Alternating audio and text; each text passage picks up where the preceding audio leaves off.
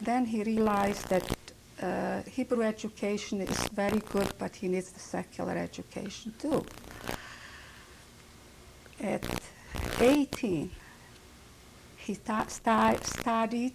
He made high school on his own, self-taught. Went into the 5th gymnasium from high school, self-taught. You know, if I'm telling somebody, it's just unbelievable. But people that knew him, know. Anyway, he went into the 5th gymnasium, graduated. He was already 26 years old, because usually from the gymnasium, you graduate 18. At 19, he was the oldest. But before he went into the gymnasium, for his father, that was not religious. It was a gymnasium. In Europe, that wasn't such a thing. You finished the compulsory 8 years, and that was it. That's how far you could go. So he came home to his father, and he said he wants to go to the Hebrew gymnasium, the Hebrew gymnasium. So his father told him, no way. He says, if you are going to the Hebrew gymnasium, you cannot step into my house. That's a statement, right? So my husband told him, okay, if this is what you want, and if you want to see me, you'll have to come to see me. And he was in Munkac, because in our city we didn't have a gymnasium. So after he graduated, he was just going through the professors, the classrooms, just to find out how he did. If he passed, that was already like his last year. And it was a Friday afternoon. My husband comes out from one classroom, and I talk about it, I get the chills. Who does he see his father? So he was shocked. He says, Dad, what are you doing? Tata, what are you doing here? So he says, if a person puts in so much studies and so many years and so many hours, I want to know how he did.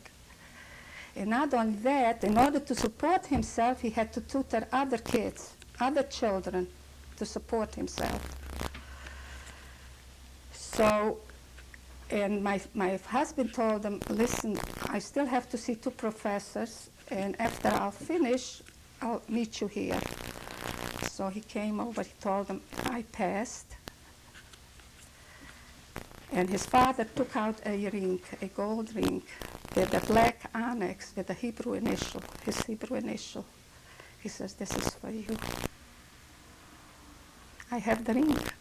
He saved the ring. I don't know how he saved it, but I gave it to my son David. He has it. He was supposed to come in 1939 to Columbia University. He was accepted in 1939 to come to Columbia University. The war broke out. He had paid in everything, paid in the tuition, whatever was necessary, all the papers were ready. He never made it. Came here to this country. So he was looking for a job. In English, he spoke it because he learned English. I wouldn't say fluently, but he spoke English. So he was looking for a job, and he took the Jewish paper, and he went to call it alphabet, Aleph base. And the first Aleph was upholsterer. So he went as an upholsterer. They taught him, and that's what he worked up till about 57, 1957. How do I know? Because he went into grocery business in 1957. So anyway, he worked as upholstering. He worked hard. Much we didn't have, but we appreciated, like I said, whatever we had. In 1951, David was born, my son David. In 1954, my son Barry was born. And I stayed home because still the children started school, and then we sent them to Hebrew school, to yeshiva, Crown Heights Yeshiva. And we wanted to give them the best education possible, a Hebrew and in English. They were wonderful students. They were very good. They took after their father. They were wonderful students, and and they graduated Yeshiva High School, BTA. From there, they went into Brooklyn College. And in those days, to get into Brooklyn College, you had to be smart. It's not like today. Anyway, David graduated Brooklyn College with a degree in Judaic Studies and also in philosophy. So he couldn't do much with that. So he decided that he's going to go to law school. So he was accepted to law school and also one in Philadelphia, one of the law schools. Well, anyway, he chose to go to Brooklyn College, to Brooklyn Law School. In 3 years, he graduated law school. He worked 1 year here in New York, and then they moved to Portland, Oregon. Okay. Okay, we're going to start.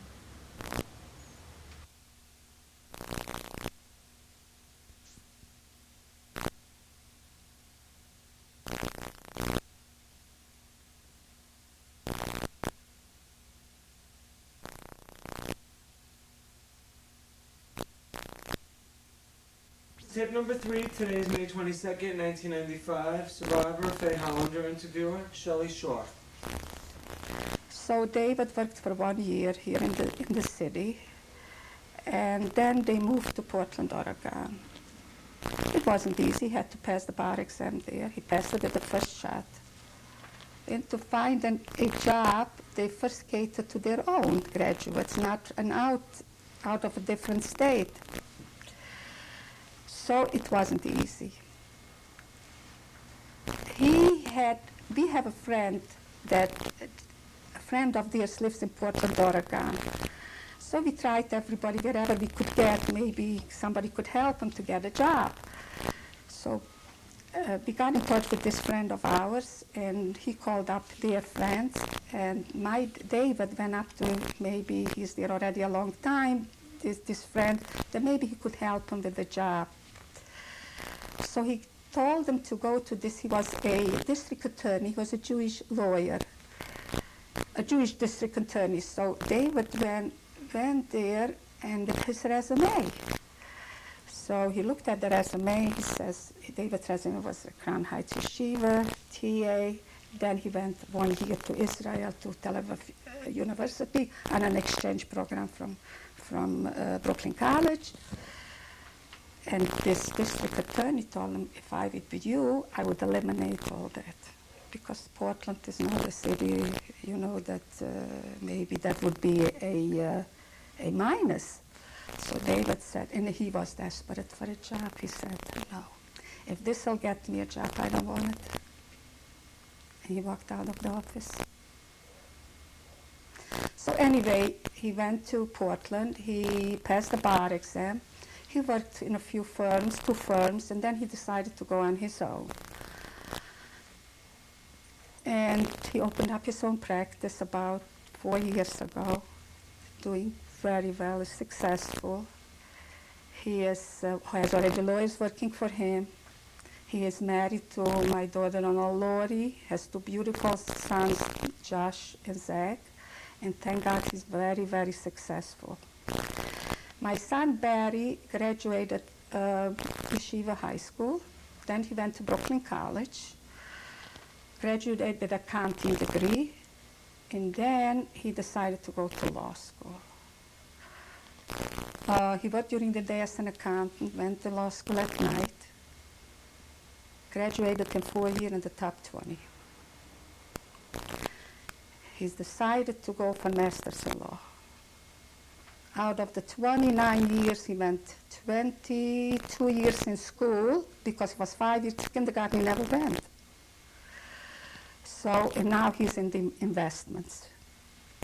He is married to my daughter-in-law, Esty, has 4 beautiful children, Daphne, Talia, Eliana, and Ilan. And like I say, I'm counting my blessings that God in this country gave us another chance. 6 million of us never got it. What can I say? So now I'm Can you going. tell me why you wanted to do the interview? Why you think it's important? I wanted to do this interview. You know, I lost over 100 members from my immediate family. From my father's side and my mother's side, aunts and uncles and cousins. And these cousins were like my sisters and brothers because we all lived in the same city. And I want the world to know that I was in Auschwitz. I was there. I saw it and I lived it. And I hope it will never happen again. I only hope that no human being in this world should have to go through the experience that we went through. What crime did we commit? Just being Jewish. And it's just terrible. It's just terrible. So you see,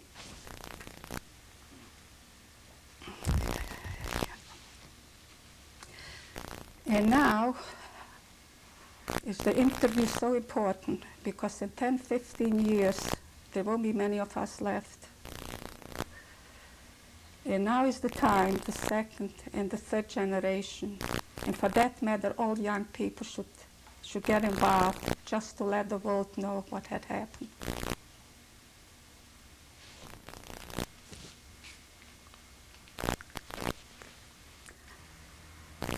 Yes.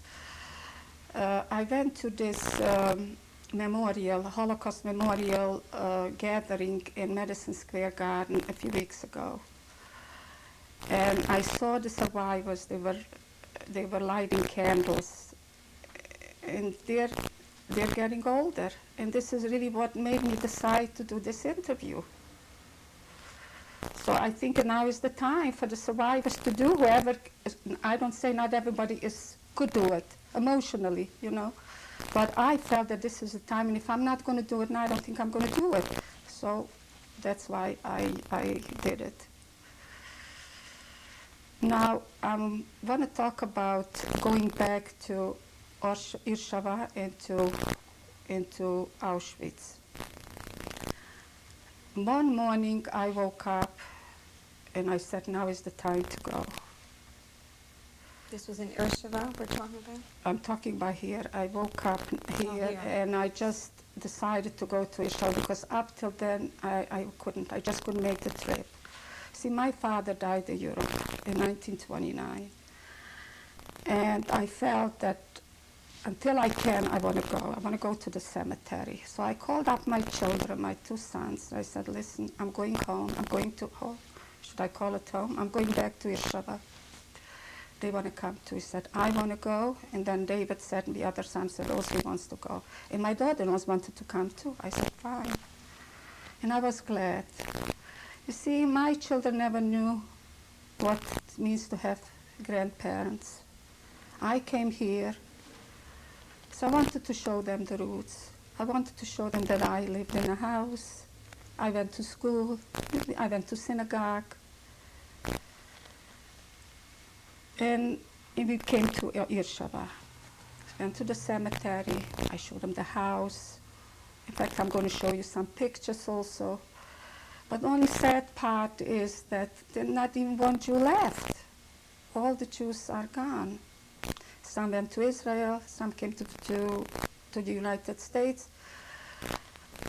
So it was a very emotional trip. There was across the street my aunts and uncles, with my cousins, and all right, a lot of it is changed because it's, but it was sad. It was very sad. From there we went to Auschwitz. Well, Auschwitz was, most of it is destroyed. We found one crematorium, and it was impossible to kill so many Jews in one crematorium. There were many, but we saved one. We found our barrack where we stayed, number 9. I'll show you on the picture. And also they made a museum. They made a museum, and what was so emotional, there were children's clothes with children's shoes, prayer shawls, prostheses from people, combs and brushes, and it came back again. It was very emotional. But what was so horrible is we had this private tour guide. She took us to a pile of ashes. It was just, they left it untouched. And you could still see the fragments of bones, like small fragments of bones. And she said, these are the last transport, the Jews, the Hungarian Jews, ashes. And I'm looking at that could have been my mother and my family among them, because these were the last transport, and they didn't touch it, they left it just the way, untouched. So and my children were so emotional that in my son coming home, he says, uh-oh.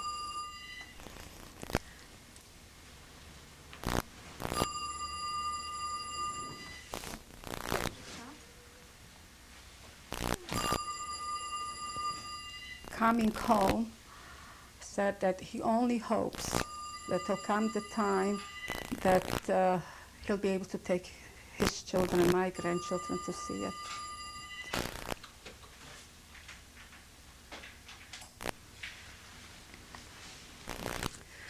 So what else can I tell you?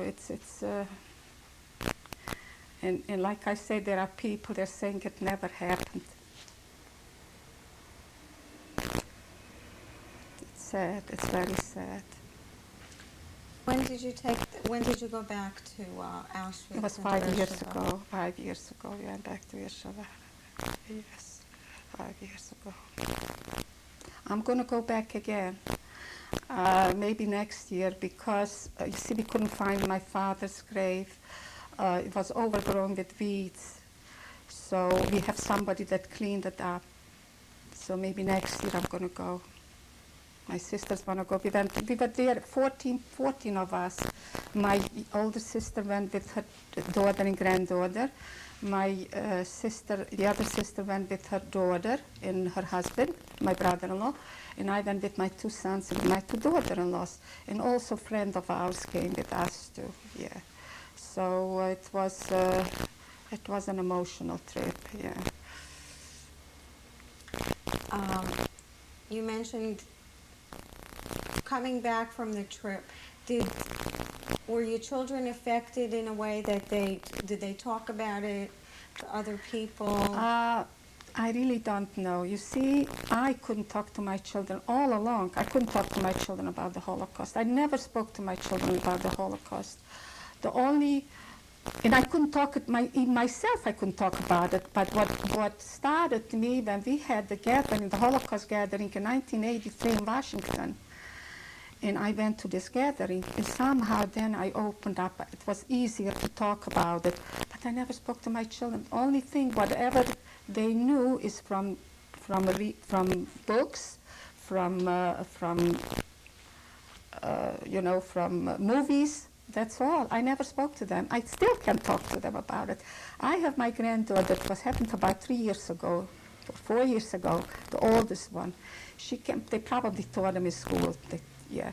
So she came over to me. She says, "Bobby, you were in concentration camp." I says, "Yes.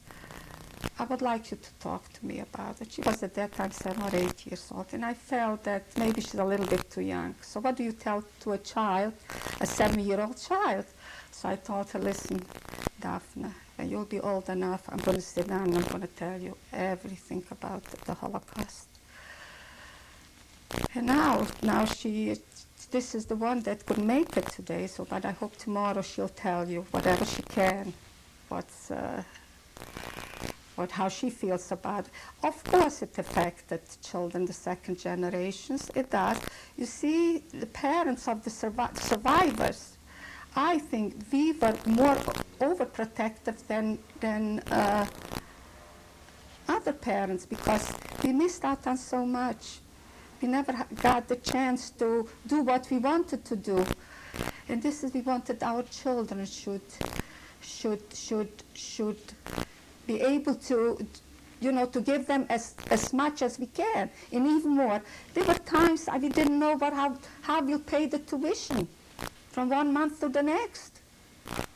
But that came first, because I said the education is something you cannot do later. Financial things you could have later on, but this is something that you cannot. So this was our priority, the children. They came first. So I don't know. I never asked my children. Maybe if you'll ask him, maybe he'll tell you. But I never asked them, and I think that they are wonderful human beings, well-educated, and wonderful people. Well, you have something to be proud of. I am. Really, that keeps us going. Now, I lost my husband in 1987, which his whole life were his children and grandchildren. And now that he could have enjoyed it, he's not with us. Well, what could you do? Life goes on. You make the best. It's not what we want. We have to make the best of the situation. This is what we were trying. We were always very proud people, independent people, never asked from anybody anything. Whatever we achieved, we did it with our two hands in an honest way. And we are very proud of that.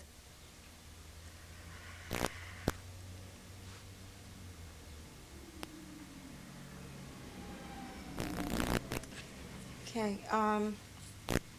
I think we're going to go through the pictures, and if you have other stories. Yes, then okay, we'll I include could it. do that while we are looking at the pictures. Okay. This is my great-great-grandfather from my mother's side. He was a great rabbi in Europe. He was well known. He is written up in the Encyclopedia Judaica.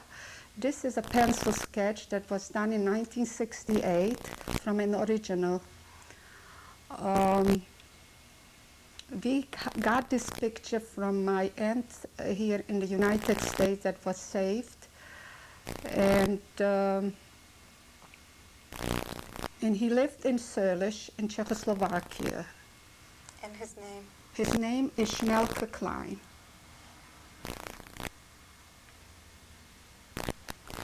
This is my grandparents. This is my mother's mother and father. Her name was Rivka Klein, and my grandfather was Shloime Klein. These pictures were taken in 1939 from my grandmother. My grandfather's must have been taken in 1925. They lived in Seliš, and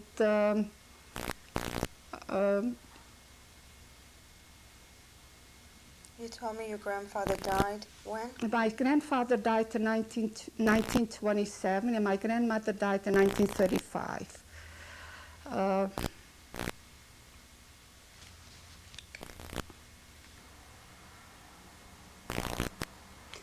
This is a picture of my brother before the war.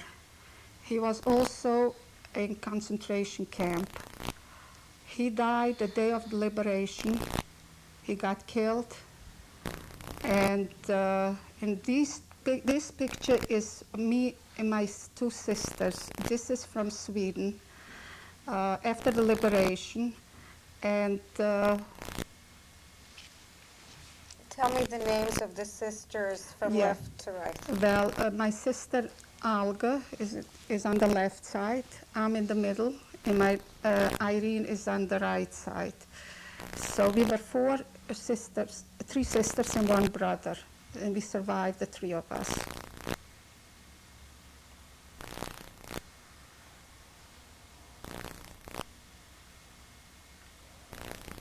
My brother died in Mauthausen concentration camp.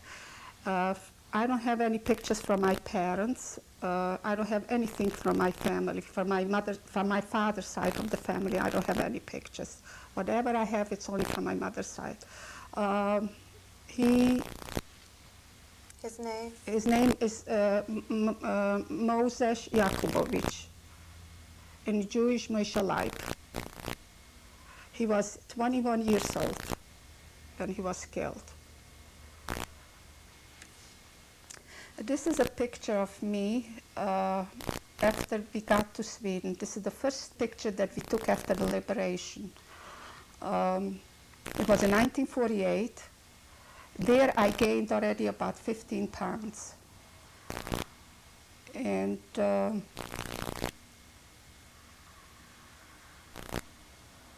this is how I looked in, after 6 weeks after concentration camp. And what is that number? This number in Sweden, they gave us numbers. I guess that's what they did. I don't know for what reason, but they put a number. That's for what reason, I don't know. Yeah, this picture was taken, oh, you know what? This picture was taken, must have been taken in 1947. And we were already working, we were out, we were working, and everybody started already a little bit normal life, and we looked like human beings. This was also in Sweden. This was also in Sweden. These are pictures from my husband. It was right after the war. He was in the Czech army.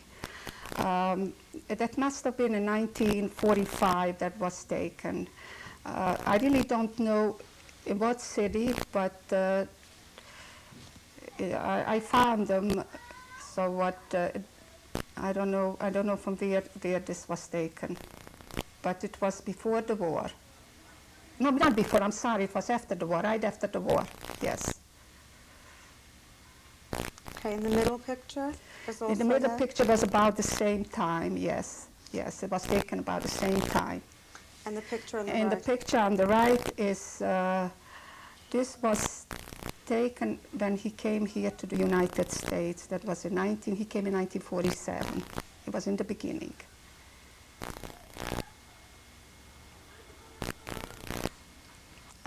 This picture on the left is me in 1964 at the World's Fair. And the second picture is when we came to the States, must have been in 1949, me and my sister. The third picture is me and my husband, we were then engaged. That was the picture we were engaged, yeah. And that was in 1950.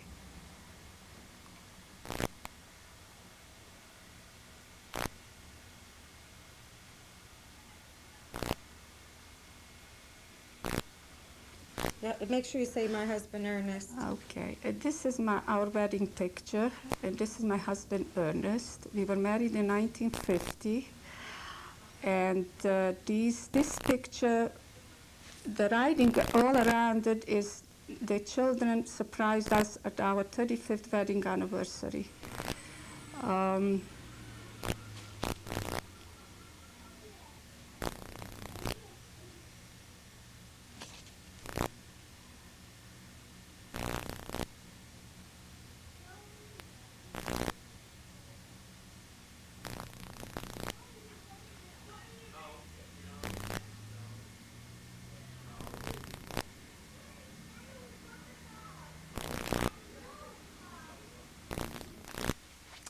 These are my husband's parents. It's Roise and Shmuel Chaim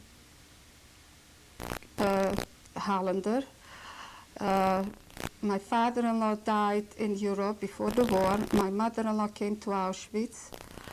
And this picture was taken, I don't know how long ago, because we found a picture from in my brother-in-law's, and that's how we made this painting.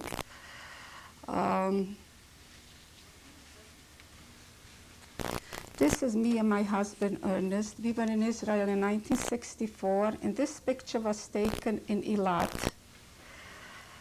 That was our first trip to Israel.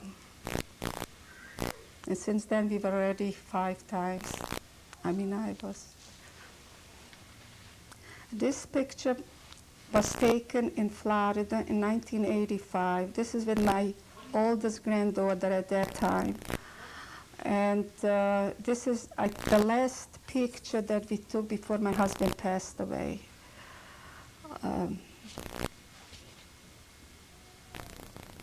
Okay. Now, these are my children and my grandchildren, my pride and joy. On the left side here this is my son, Barry. This is my granddaughter, Daphne. This is Talia, and this is Eliana. This is my daughter-in-law, Esty. Now, on the right side is my son and his family, David and his family, that lives in Portland, Oregon. My son, David. This is my daughter-in-law, Lori. Here is my grandson, Josh, and grandson, Zach.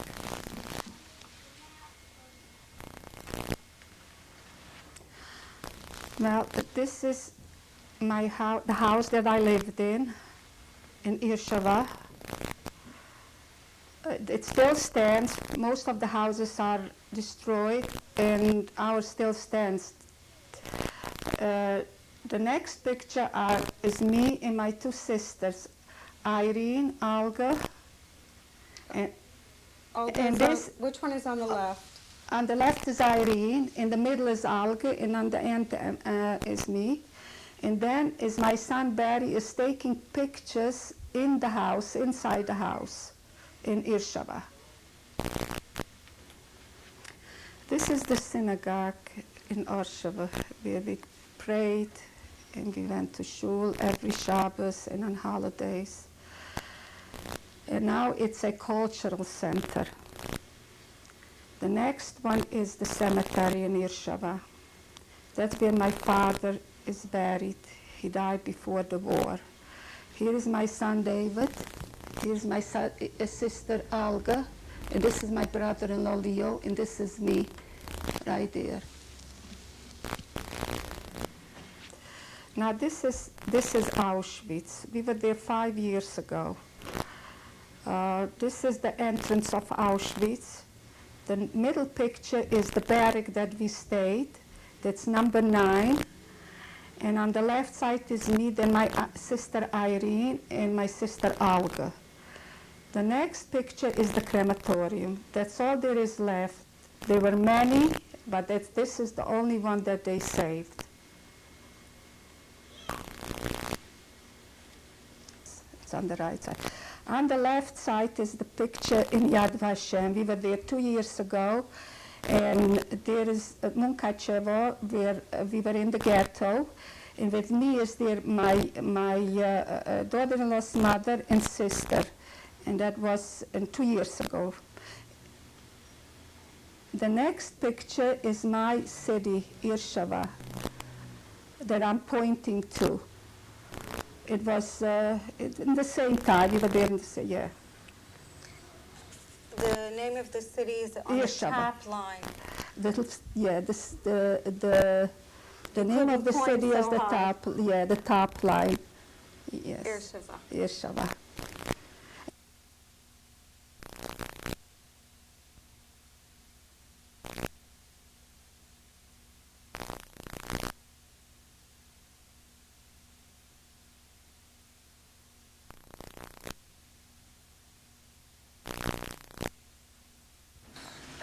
Okay, Mrs. Hollander, can you introduce your family here to us? Yes, this is my son Barry, my daughter-in-law Esty, my granddaughter Ariana, and my granddaughter Talia, and my grandson Ilan.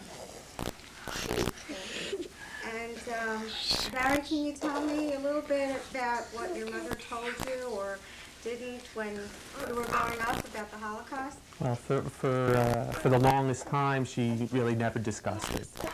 We knew. I mean, there were, I guess you could say, what we picked up along the way, and overhearing or some slight mention when we were growing up. Certainly probably until the first time she went to one of those gatherings where she had been, I think, interviewed or just saw a lot of people who were in the same position as her, other than her family and her friends. Did she really come out and discuss it? I think after that, when we went to Europe, I think then kind of the floodgates opened. And tell me a little bit about the trip to Europe. Oh, it was an incredible experience. First, the part that when we went to my mom's hometown, sort of kind of made everything a reality. Every story that I had heard about her growing up was just something I could imagine, not something that I can actually make concrete.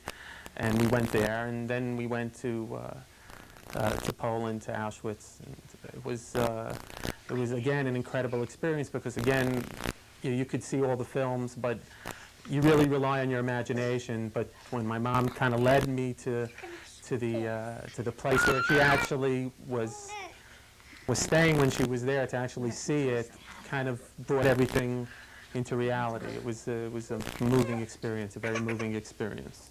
And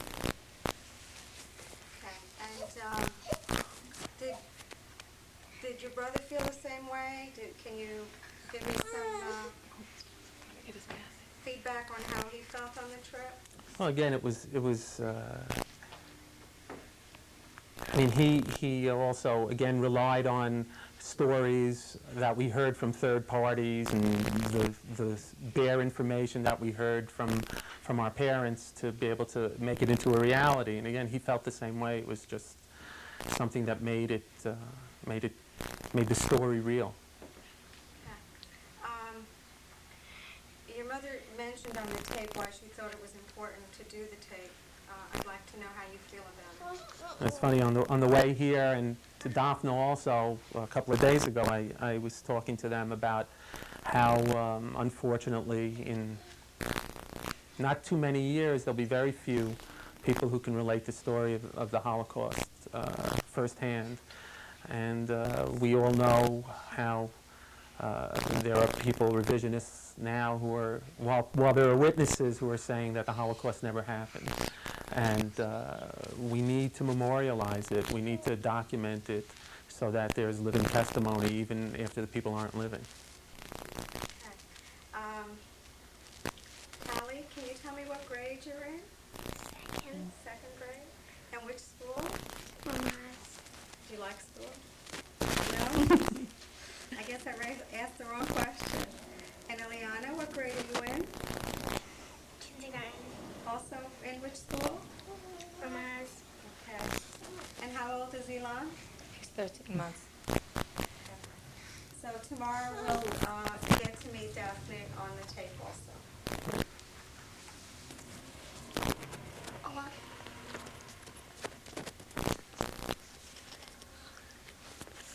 Esty, can you tell me about your impressions of the trip? Of the trip when we went with, well, I mean, listen, my parents didn't have the same experience. They came over, basically my father came over before the war because he was an American citizen. And my mother, went through, Portugal. She went through Spain, Yeah, whatever. Spain and Portugal. So it wasn't the same. Like, in my house, we didn't have that. I mean, we knew it existed, but we didn't, it wasn't really close to us. We didn't lose really too many people in the Holocaust.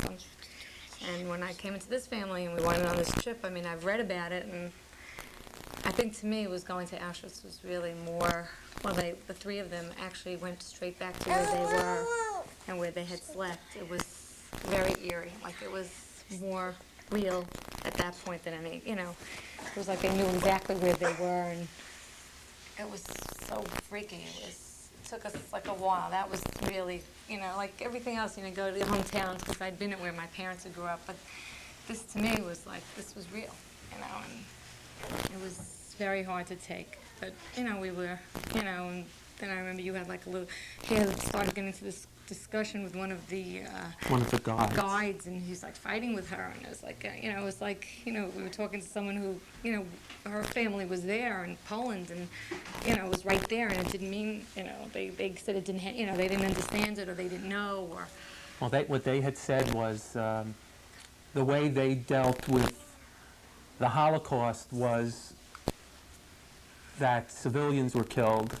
I mean, this was a woman who was taking us on a tour, a young Polish woman who was taking us on a tour of Auschwitz and had basically dealt with it as 12 million civilians had been killed in the Holocaust, without any real focus or Emotional. concentration on the fact that there was a program to exterminate Jews. And I just felt that I couldn't let her get away with that somehow. And she also, I asked her about all the people who lived around Auschwitz. There were houses within earshot, and visual focus of the crematorium there. And I asked, what were these people thinking? And she really didn't have any answer. And I remember we walked through some kind of exhibit there which dealt with the Polish heroes, as they referred to them as people who were righteous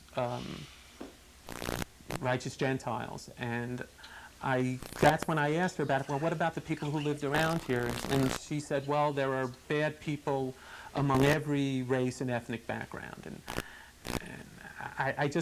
I think that she was a product of her environment more than an anti-Semite. That it's almost institutionalized in Poland to this day. That most of the Jews who remain in Poland are 75 years or older, and yet there still is anti-Semitism, and the blame for inflation can still be put on Jews in Poland.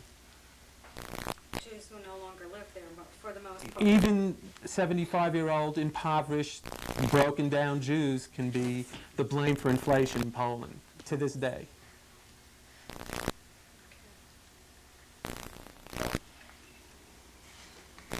Okay, this tape will be continued tomorrow when your daughter Daphne is there. And I want to thank all of you for doing the tape. I think it's wonderful. Thank you. Thank you. Thank you. Thank you. Watch. Yeah. Let me see Ilan. Ilan, Ilan, look, Ilan. turn him around. Ilan, say hi. Say hi. Where's your smile?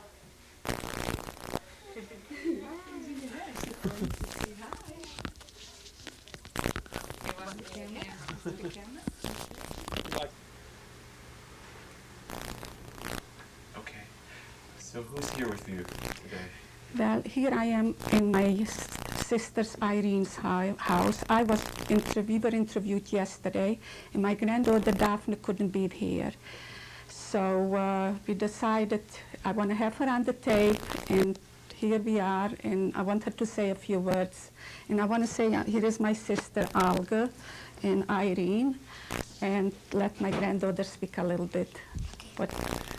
I wasn't here yesterday because I went to Philadelphia with my school.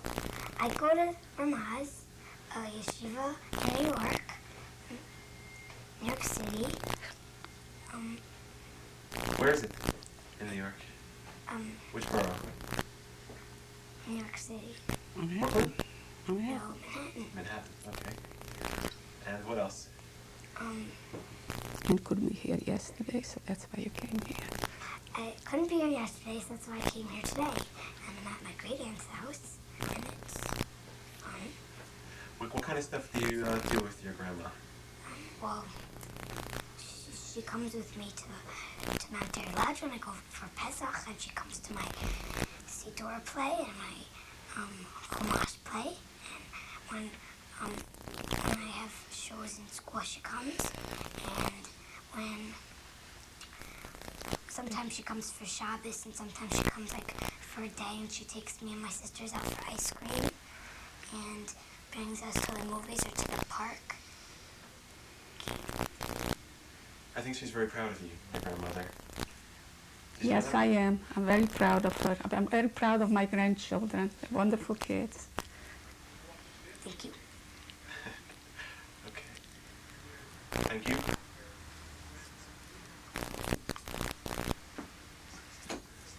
Oh, Irene, would you say something about your sister a little bit? About my sisters? Yes. I was very lucky to have two sisters like I have. It was always, we were always very close, and we hopefully will always stay close. I wish my mother was here to see how we were living Balbatish, Yiddish, and to see grandchildren like children like we have. She would have been very, very proud of us. Yeah, we see the three sisters, Yeah. and then the 2 generations later, the granddaughter, right? Yeah. Yeah. And what should she take from this lesson? What should she take away with her today? She should take from this lesson that to stay together, sisters and family, is nothing like. It's very important. Very important. And when they learn when they're young, then they stay together. And if they're not showing the way, they will never stay It's a together. good foundation to And have. then, if they're not going to be jealous of each other, they'll survive anything. And that was by us. We never had any jealousy touch each other. We were always happy that one had, that she had. Never, When there I was wanted to buy a never, house, there remember? never was any jealousy. I would like to say something. I want to just Daphne to listen to this. Well, we are another 10, 15 years. Many of our survivors won't be here. And now is the time that the second and the third generation, for that matter, all the young people should get involved just to let the world know what had happened. And this goes for Daphne too. You see, I am already among the youngest, and this is already the remnants. And so, if I'm the youngest, can you imagine? I'm not young anymore. So this is it. There are not many people younger than me. And what really made me decide to do this interview, because it is very hard. We had a gathering in 3 weeks ago in Madison Square Garden, a gathering of the Holocaust survivors. 50 years. And they were survivors lighting candles, about 20 of them. And I was looking and I was watching and I said, now is the time. We have to speak. We have to tell what happened. You see, there are people that are saying it did not happen. Well, I just want to tell the world that I was there. I saw it and I lived it. So I hope it will never happen again. Should I say something? What were you gonna say? Okay. About 2 weeks ago. Speak louder, louder. Okay. About 2 weeks ago, my school's chorus sang at the Supreme Court in honor, like an honorable, like the people that were survivors came to listen, and like on the sides were there like pictures of like survivors of the Holocaust, and like there was like, and everybody came up and lit a candle, and I sang there. How was it? It was pretty. Yeah? What'd you say? What? What'd you sing? Well, I sing a song called Last Night, and I sing a song called Mother Dear, and I sing a song called Nachamu. How much has your grandmother started to tell you about the Holocaust at all? Yet? No, Not yet. not that She I've will. heard. Yeah. I See will. the film. I will in time. I will in time. First, But my grandmother. Actually, my daughter wanted from all 3 of us the tapes. Yeah. So she wants to have duplicates. They should have what did you want to from say, all 3 Daphne? of us. okay. Okay, very good. Thank you. Thank Okay, you very thank you. much. Thank you. Thank you. You want to take this?